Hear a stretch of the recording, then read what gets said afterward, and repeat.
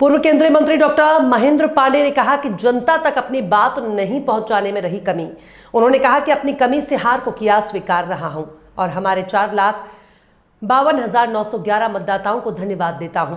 कहा, मेरा जीवन संघर्षों का रहा है, मैं जनता के साथ जुड़कर करूंगा अधूरे विकास कार्यों का पूरा।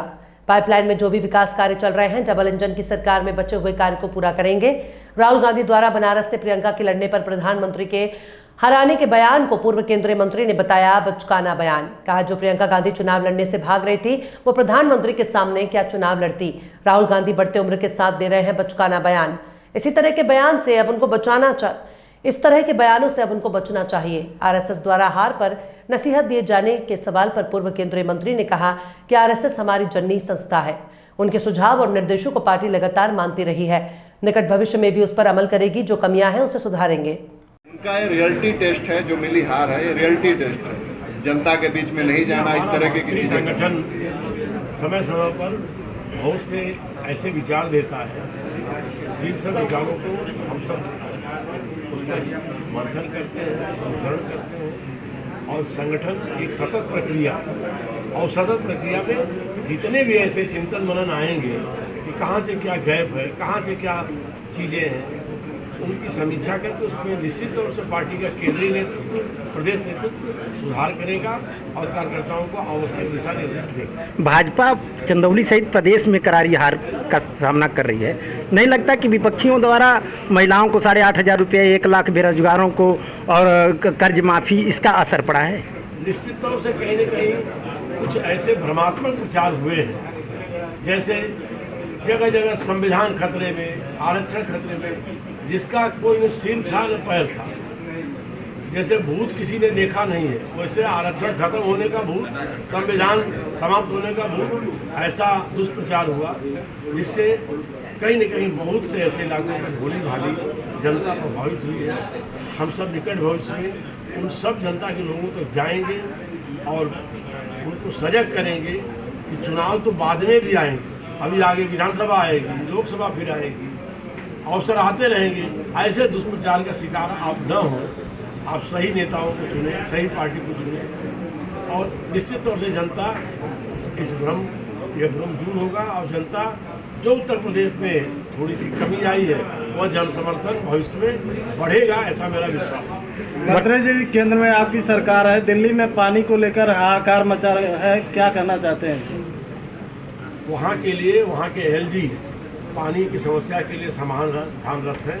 निरंतर हरियाणा सरकार से भी बातचीत कर रहे हैं और स्वयं उसके समाधान करेंगे। आप चुनाव लड़े तीसरी बार, परिणाम आपके पक्ष में नहीं रहा, तो क्या मानते हैं इसे कहाँ कमी रह गई? निश्चित तौर से मैं ऐसा मानता हूँ कि मेरे ही प्रयास में जनता तक अपनी बात पहुँचाने में और समाज के सभी वर्गों का आशीर्वाद पाने में, मेरे प्रयास में और मेरे चुनावी अभियान की टीम के प्रयास में कहीं न कहीं कोई कमी रह गई, जिसके चलते ये थोड़े मतों की हार नसीब हुई और जिसका पार्टी को 1 सीट और बढ़ने से रुक गई। हम लोग इसका आगे अध्ययन करके कोशिश करेंगे कि ऐसी कमियां भविष्य में किसी चुनाव में ना।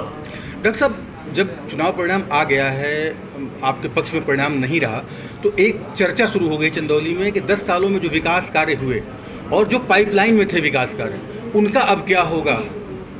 क्योंकि केंद्र में सरकार है, आपकी उत्तर प्रदेश में सरकार है, तो लोगों में एक अभी भी आपको लेकर के उम्मीद है, तो किस तरह से इसको क्रियान्वित करेंगे जो योजनाएं पाइपलाइन में है? जी, मैं इस बात को अभी प्रेस में स्पष्ट किया और पुनः आपके माध्यम से स्पष्ट करना चाहता हूँ कि जो विकास ऑन प्रोसेस हैं, जो चल रहे हैं, वो सब 100% पूर्ण होंगे। माननीय मोदी जी की और माननीय योगी जी की डबल इंजन की सरकार उसे पूर्ण करेगी। साथ में जो विकास पाइपलाइन में है, क्योंकि मैं पार्टी का एक जिम्मेवार वरिष्ठ कार्यकर्ता हूँ और मेरे निवेदन को माननीय योगी जी भी सम्मान देते हैं और माननीय केंद्रीय नेतृत्व भी सम्मान देते हैं और यहाँ हमारे विधायकगण हैं, तो हम सब मिलकर के और पार्टी संगठन है जो पाइपलाइन में है वह सब काम भी 100% पूरा कराएंगे। आपके माध्यम से मैं चंदौली संसदीय सीट की जनता को ये भरोसा देता हूं। डॉक्टर साहब, एक सवाल है कल राहुल गांधी थे अमेठी रायबरेली में, धन्यवाद सभा थी उनकी। उन्होंने कहा कि अगर हमारी बहन प्रियंका गांधी वाराणसी से चुनाव लड़ती तो प्रधानमंत्री नरेंद्र मोदी 2-3 लाख वोट से हार जाते। तो राहुल गांधी के इस बयान पर आपकी क्या प्रतिक्रिया है? राहुल गांधी का ये बयान, थोड़ी उम्र बढ़ी है फिर भी बचकाना बयान है। जो प्रियंका गांधी कहीं चुनाव लड़ने का आज तक साहस नहीं जुटा पाई, वो मोदी जैसे इतने बड़े जन नेता के सामने क्या लड़ती। लेकिन राहुल गांधी को बचकाने बयान देने से अब तो बचना चाहिए।